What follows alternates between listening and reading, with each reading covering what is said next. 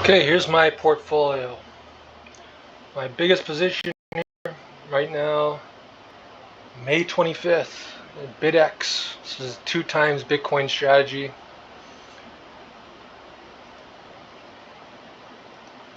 Let's take a look. What's going on? It's in an uptrend here since the beginning of May. Now this could easily come crashing down. Definitely don't want to buy this. So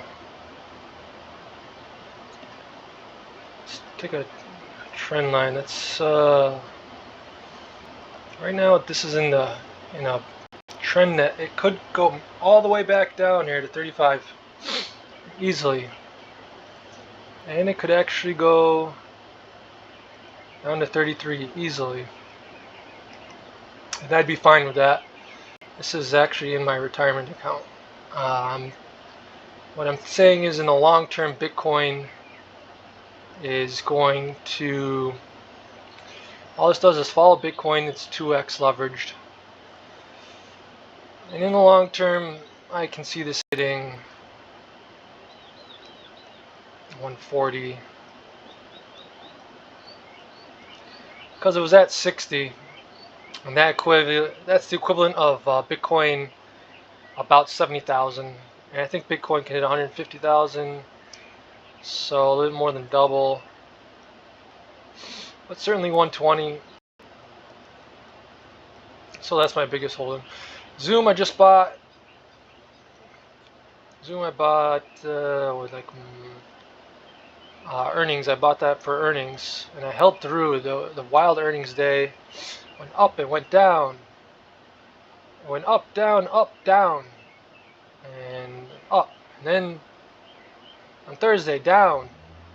And we got a bounce on Friday. But it's also in a little uptrend here. And so the time to sell would have been at 65. Easily could have plotted this on Friday or Monday of the week before earnings, and then the Monday earnings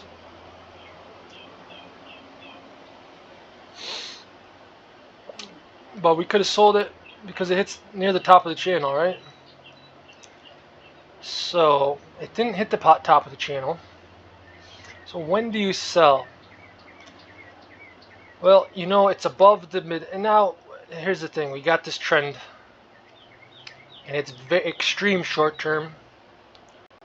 I wouldn't plot any shorter time frames. If you're a day trader, sure, you can plot the 1 hour here, and you can look back a couple of days and see what the trend is and say, okay, well, the trend for the couple of days, well, that trend for the couple of days is right in line with this trend, and you can see in the 1 hour did hit the top of the trend, the top of the channel that would have been made up. And this is what I would have made up on Wednesday or the Monday before earnings. So I would have made a small channel here, and it would have looked like this, and we would have been right in the middle of the channel. And then you wait and you wait, not that long, because as that channel extends, boom, the top of the channel, that's where you get out, and it hits it to the penny. To be safe, you could just get out here. What you do is you wait for it to go up. If it doesn't hit that trend line, then you get out at the last high, which would be an intraday high for Monday. But in fact, it went and hit the channel, and that would have been an easy day, because you could have bought it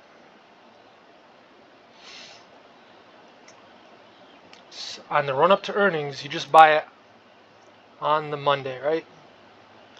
So you buy it on the Monday. First thing, you say, okay, there's going to be a run up to earnings. So you bought it around the 62s. And then you get out at the 65, 60. What is that? Let's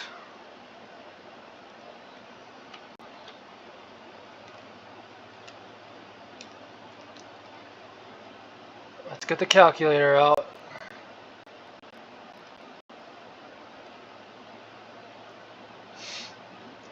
$65.5 minus, let's say 62.5. Make it easy. 3 points.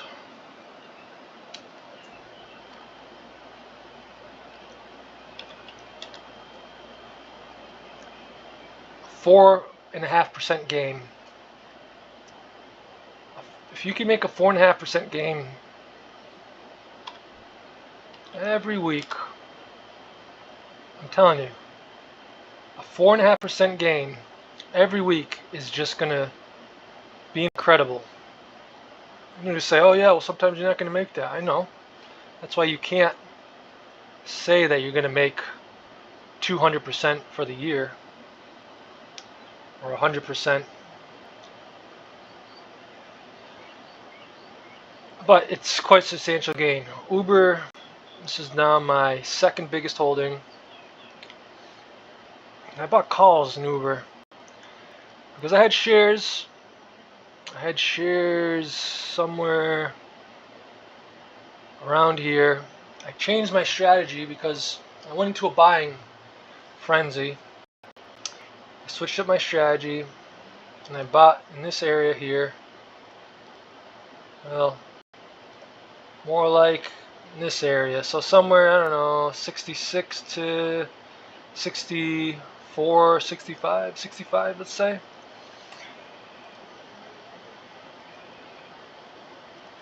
And what did I do?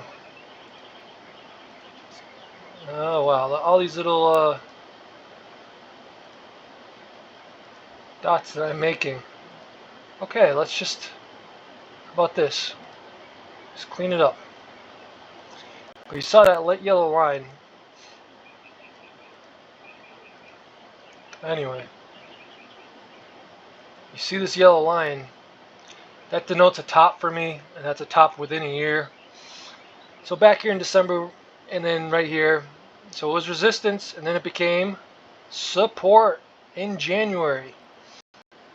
So it became resistance here, or support again. Now, if we have a symmetrical structure, it'll become resistance again, but it hasn't. It's become support again. Now it could still break through, but it will have to make it resistance again. So buying here, even if it goes down a little bit here, then I would draw another line, and that line would be right about there, because this is a range now. Resistance, support,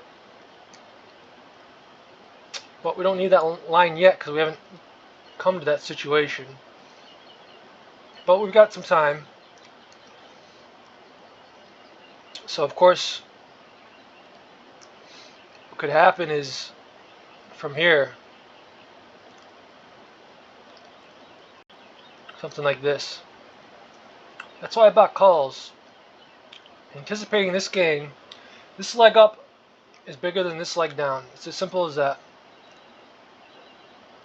And that's my theory on Uber. Shopify. Earnings wasn't bad. I regret not keeping my ELF. I had ELF shares. It exploded on Friday or Thursday. But we got Shopify, and it just keeps hanging out here. Is it hanging out here for accumulation or distribution? We don't know. Here's the 1 hour. Let's back it out.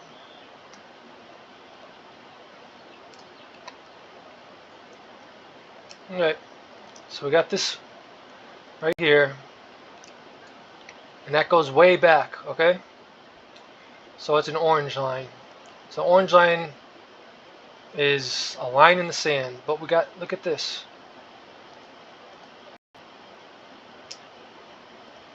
This is where if you think the markets are going to go up, then we're at the bottom of that channel. We could also reconfigure this channel.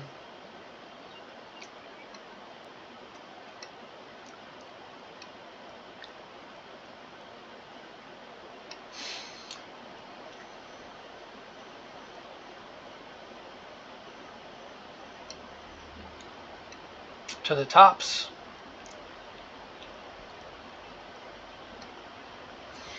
And if we do that, it doesn't make as much sense. So we have 20/20 hindsight where we have this 45.80. But let's say you plot this trend line back in last year. And you saw, okay, this is a nice trend. This is a long-term trend. Came below for about a month, and it came right back, and it came back to the top. Then it said, oh, I don't think I want to be part of this channel anymore, and bam, came down. So now we have a new channel. That fits fine just like this. And when we do this,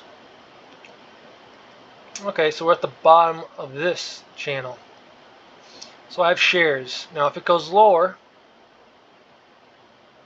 I would still expect it.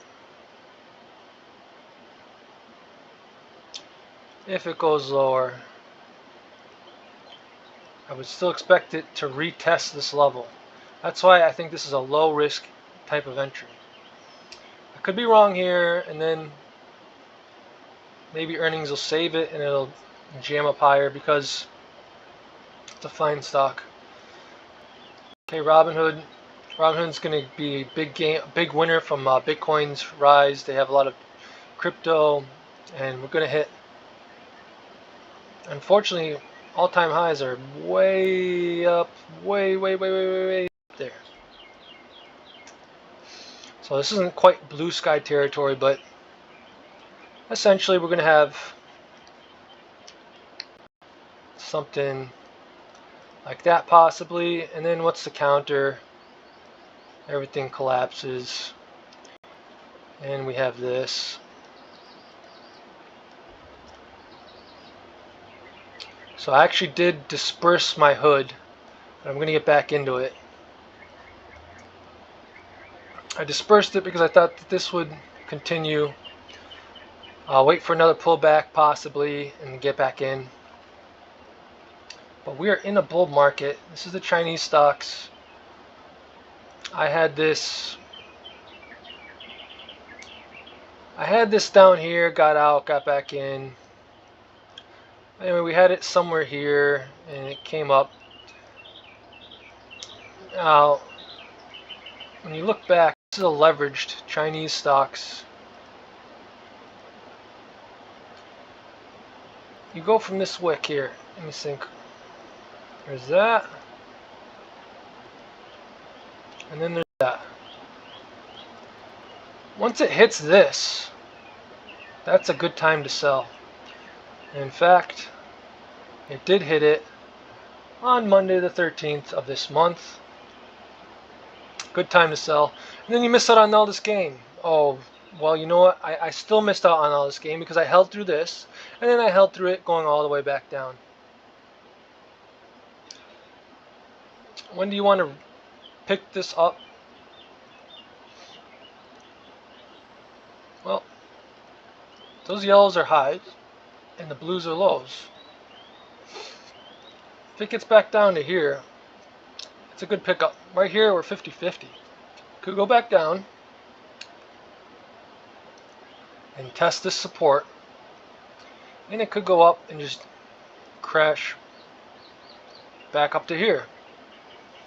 But being in and out isn't a bad thing. This is Hewlett Packard. Hewlett Packard Hewlett Packard. I didn't buy this on the technicals. This is just super solid. What is going on here?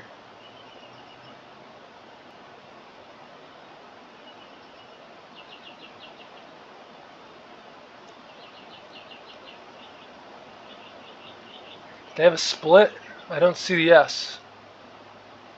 I don't remember it being this price. But look at this long term. This is ridiculous. It just goes up. Now, if you're not in it for the long term, that's fine. You can get out at any time, discover levels.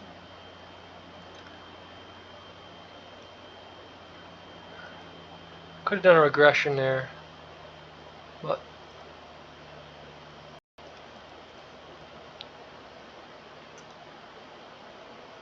you could have drawn this at any point in time in 2023, 2024, and seen stock hits this level, goes down, goes up, hit the heart line, goes up, and just sell every time it goes up. Sell. Every time it goes down, you start buying. Buy a little bit, buy a little bit, buy a little bit. Okay, I haven't hit. So let's take an example.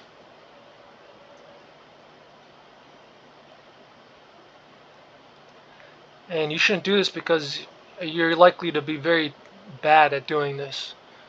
Very highly likelihood that you have no idea what you're doing and you'll blame other people for your mistakes because that's human nature. Well, let's say you sold here and then you buy 20% here of your full position. So let's say here's your full position is 100. You sold full position. So here you buy 20. Here you buy 20. Here you buy 20. Here you buy 20. Here you buy 20. And now you have a full position again. Goes back down.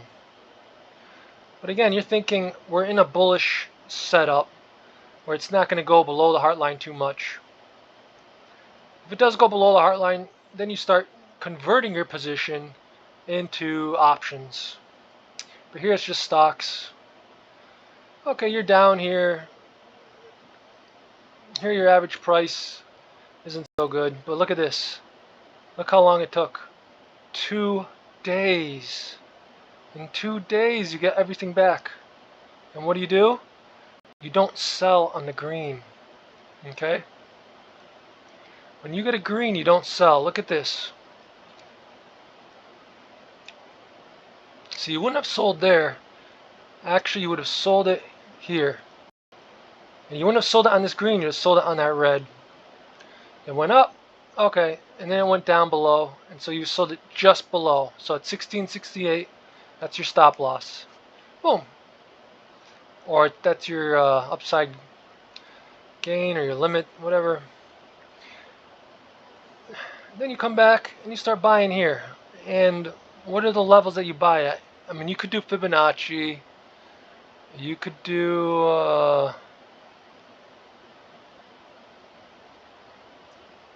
all kinds of stuff, but you could just say when it gets 10% lower, then 10% lower. Net percentage would be from here. So here it's about 14, and then here it's about 1675. That's 275.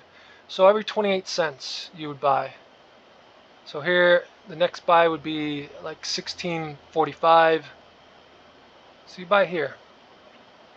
Now it's a red candle, so do you buy on a red? No, you buy in a green. Okay, so the green comes up. Okay, great, you buy it. You get a green candle here. How do you know that this won't wick out on you though, right? How do you know that this candle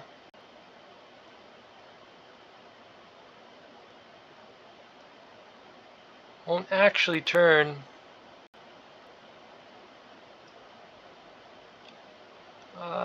let's try an arrow. This could have been a red candle though. It could have started there, gone up, and then gone down, right? So you wait till the end of the day.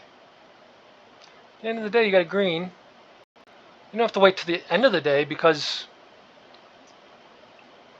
why? Because on the hourly, all you have to do is look at the hourly. I'm gonna go way back here. Remember, we want to buy at 27-cent increments below 1672, 1635. Wait, 1672. We said 27 cents, right?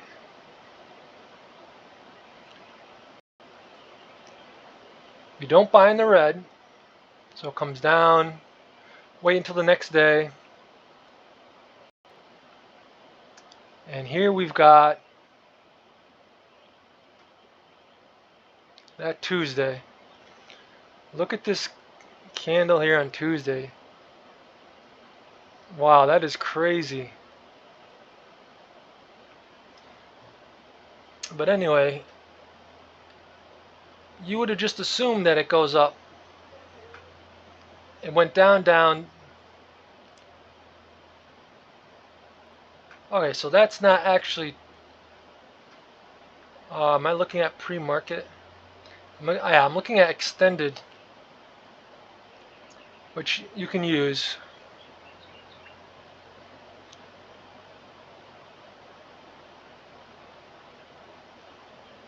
So here, on the 8th, it really collapsed. So you don't buy there. Wait for it to come up. Comes up, you buy. Now the thing is that it actually went down 2 levels, because if you're buying it every... You can buy it every 10% and you could have 10 of these circles. Or you can buy it every... So that might have caused some confusion. If you buy it every 20% drop, that 20% drop is because you calculated from 14 to 1670 is about 270, and 10% of that is 27. And then if you want to do 5 buys, if you want to do a 20% DCA, then that would be 54 cents lower. So that would have been about 1620. Well, you fell right through 1620, right? You just keep falling. You're not going to buy until you get green. Do you wait for green on the hourly? No, you wait for green on the daily. But what happens here is you get this open, and then it goes up crazy. It goes up crazy on you. And do you buy that?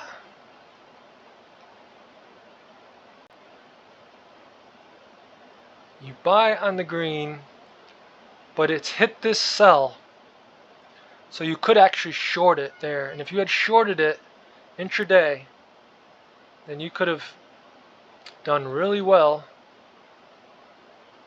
on this scalp, because it hit your level. And this is where you sell. How much would you short? 20% of your position. You wouldn't, so you'd just do a 20. And then you'd rebuy it back here, here. So at the end of the day, you can tell you're going to have a green day, okay? But you can just buy it at the end of the day because you got these red candles. So just wait. Buy it at the end of the day. Buy it in extended. And you would actually buy at this level, let's say, you cut your green here. It's about 16. 16 from 1670. You could buy almost 30% here. Right there is when you would buy. Then you wait. You wait. Comes back down again. We don't buy until we get a green. Here's a green, but that's nope, because that's post. That's a post market, and it's not. You could go pre-market and buy, but post-market you don't buy. Now here, we did buy post. Theoretically. Theoretically back here, we did buy on the post market. So, it's not a steadfast rule, but are you going to be up at 7 o'clock, 6 o'clock, watching stocks all day, all the time? I don't think that's a good idea. The green over here, where was it? Well, the green in this area, it happened right after close. Here we wait. It just keeps going down, down, down, down. You won't buy again. Not going to buy in a red. You're going to buy in a green. So you could have waited until 10 o'clock here and bought. And at 1540, you can buy another 25% of the position. So you're at 50% right there.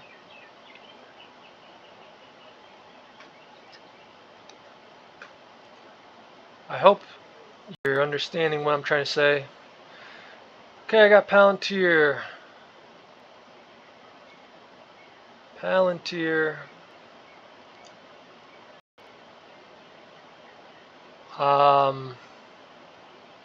This was earnings here, and I got crushed. But I like this little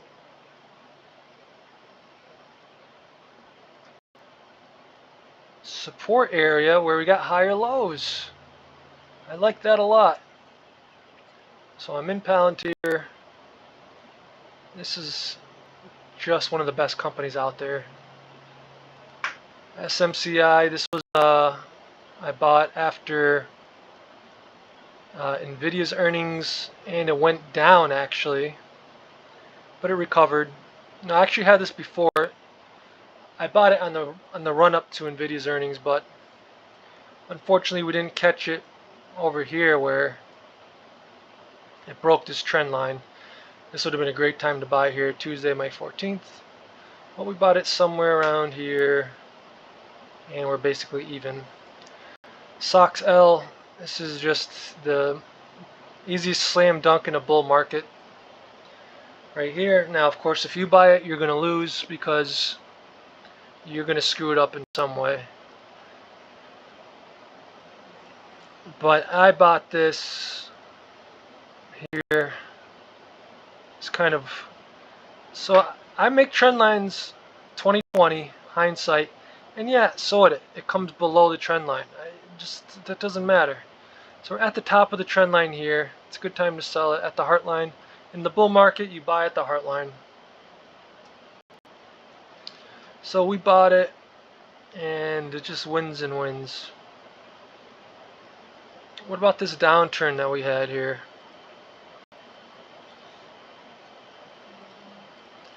How about that weird channel? It works. It's a weird one. It works though. What if you were FOMOing here? Let's say in March you're like, oh my gosh, I missed out on all these gains. I gotta get down. Oh man, it collapsed. So what? If you only put 10% of your portfolio or less into it, you can have hanged on, and look at that, you'd have been even right there. You buy at this FOMO level here. Now if you bought at the top, yeah, you're still underwater a little bit. But this is conviction in the bull market. Nvidia, bought this one before earnings. This was a slam dunk. I should have bought the leveraged share, the leveraged ETF shares here, which went up. I even plotted it here. I mean, this is just ridiculous. And can you believe you could have bought it for 40? For 40 on the 23rd, and on the 24th, just a ridiculous gain. I mean, a 30% gain in one day? That's ridiculous. That is ridiculous. And that's not even an options play. Alright, so Solana, this is my biggest crypto holding. I do have, of course, Bitcoin leverage, but in pure crypto, I have Solana. This is a conviction play. I'm down since May. This is nothing. This move is nothing, a bull flag move. And I do not expect it. Let's see here. I don't expect it to get below this yellow line. I got Payo. Should have got this before earnings. Should have. This is where you do your work. You look at charts, and when you look at charts, you see sometimes. And we'll get into that. We're going to look at charts, and I'm going to show you how I look at charts. This was everything that you're looking for.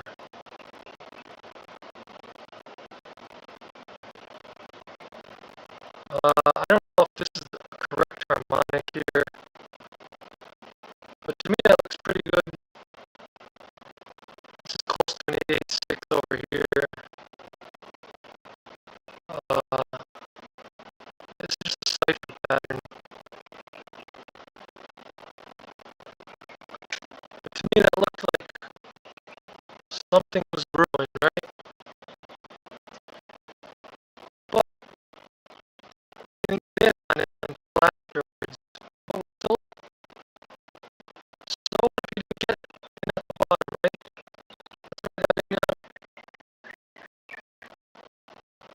If you had said to yourself, I'm bullish on this, but I predict higher level, you're saying, okay, say that's in January. You say, oh man, boom, I missed this. You know what's hitting this trend line?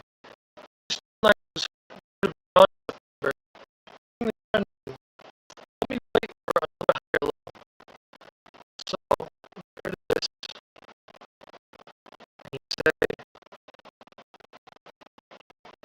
if it approximates this support, and how I judge approximation. So this was way higher. This was way higher. You don't need to come in at the bottom here. What you could have done is, well, if it dips into this zone,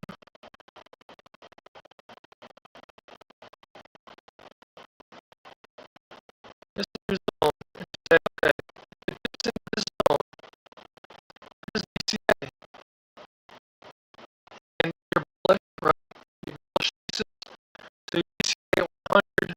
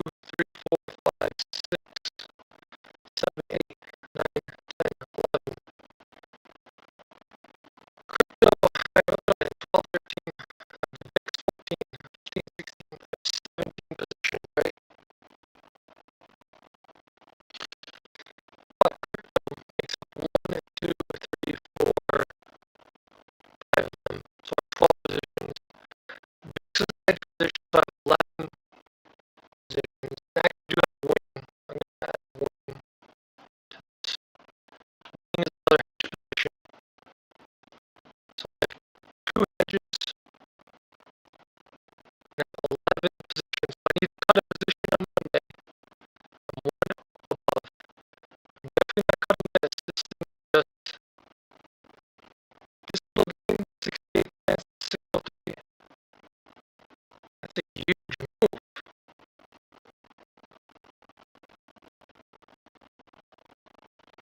This doesn't look huge. If your time scale is yearly, it's a nice move. No signs of resistance. No signs. Go